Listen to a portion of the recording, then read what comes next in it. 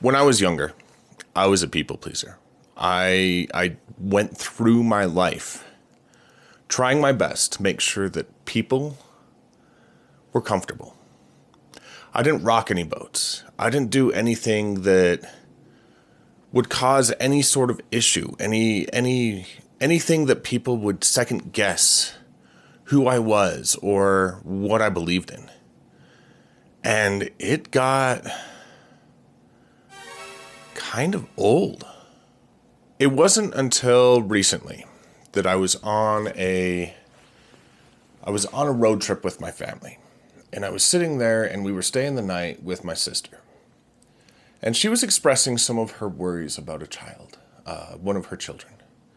They've kind of become reclusive and stepped away from doing what my sister believes that they should do. And she's struggling with it. And we had a great chat. And it dawned on me that I was that kid. I stepped away. And as I was driving home, I thought, what advice would I give my younger self to make sure that I turned out where I am now earlier? And so that's this video. This video is me talking to myself and saying, it's going to be okay. And this is why. There's a funny thing that happens when you spend so much time thinking about what other people think of you and being afraid of being judged. You reach a crisis point. And this crisis point can take on many different forms. One of the things that pushed me over was I hid who I really was from my family. I lived in a duality. I had the persona that I was to my friends and the persona that I was to my family. It is hard to keep up that charade, if you will. You see, I grew up in a very strict Christian faith. And part of my healing process was discovering what I liked and what I didn't like. And that caused me to do some things that were counter to the faith. And I had to hide that.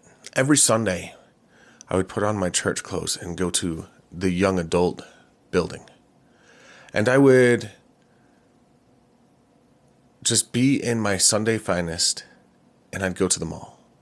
Or I'd go to a movie, or I'd do anything, just so I got out of the house, so that my family didn't know that I was no longer going. And it got to the point where I was paranoid of everything. I was paranoid of the judgment of my friends because I had to get home before a certain time. I was paranoid of the judgment of my family because I wasn't doing what they were expected. I was paranoid of my significant other who thankfully loved me enough to become my wife later on.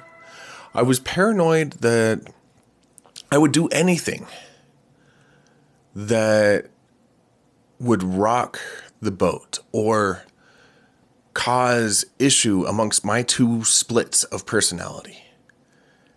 It hurt. And it knocked me down. Now, I've done the therapy thing. And it helped. And if you're going through this, talking to somebody outside of your friend circle or outside of your family circle is very great. It's important. And it's something that you should do. And don't be ashamed of it. Don't let your parents, your siblings, your friends think less of you. It's important to take care of yourself. Now, I have also found some great ways to journal and be self-reflective and do things like that. And it has helped out a lot. But the thing that helped the most, well, the three things that helped the most were these. Make boundaries. It's okay to say no. It's okay to be yourself and tell the people that you do not align with to back off. It's a little bit harder when you're under 18 and you can't leave. But it is okay. And I think it's important to develop that skill of, I don't want to. No offense to you, but that isn't where my heart is right now. Or, I need to take some time to think things over and figure out things for myself. I can't blindly follow anymore. I feel like the pain that I caused my family by hiding who I was from them for as long as I did would have been a lot less if I was straightforward at the beginning. So, younger self, or audience member who may be needing to hear this, it's okay to set the boundary. It may cause temporary pain, but it really is okay. Another thing that really helped me, and it's something that I'm still learning now, is to find my passion. Find your passion. What brings you happiness? Where is your escape? Is it in art? Is it in building with Legos? Is it hiking? Is it fishing? Is it going out and being around people? Where is your passion? Where does it lay? Because if I could go back, I had so many passions when I was younger that I pushed under the rug. Video gaming wasn't going to take me anywhere, according to my mother. My art was never going to pay for itself. This idea of being a video creator is a dead idea. This idea of doing things because it's important to do things is crippling. If I would have taken more time to find my passion earlier, I think I would have been set up for a whole lot better position in my life. And this last part, and it's the most important for anybody that is struggling, anybody that feels like they're hiding something from somebody, anybody that feels like they cannot be themselves. The most important part is learn to love you. Learn to love you. It sounds easy, but it's not.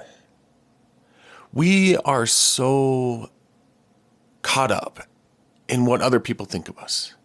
We're so caught up in what society thinks that we should be doing. We're so caught up in trying to be the best for everybody else that we forget who we are. And finding our passions, creating boundaries, gives us the opportunity to figure out how to love who we are. And once we figure out how to love who we are, it doesn't really matter what anybody else thinks. Friends come and go. Your family can be a pain in the butt in one moment and be the most wonderful thing in the next. But the person who is always with us is us. So go out, find something to live for, find something to get you excited, and find something, some way to love yourself. And that's what I would have told myself when I was younger. And that's what I'm telling all of you now who may have found this video. You may be at your rock bottom. You may be wavering. You may be hiding something. You may be figuring out who you are. Whatever it is, love you. Be you. Because only you can be you. Oh wait, before you go, like, comment, subscribe. It's important that we have these opportunities to share with each other in the community and build each other up. I'm a big proponent of community, and I would love to see you all here. And if you need some journal prompts to help you figure out how to move beyond some of the traumas of your past, check out this video right here. It is full of prompts that helped me change my life through journaling. We'll catch you next time.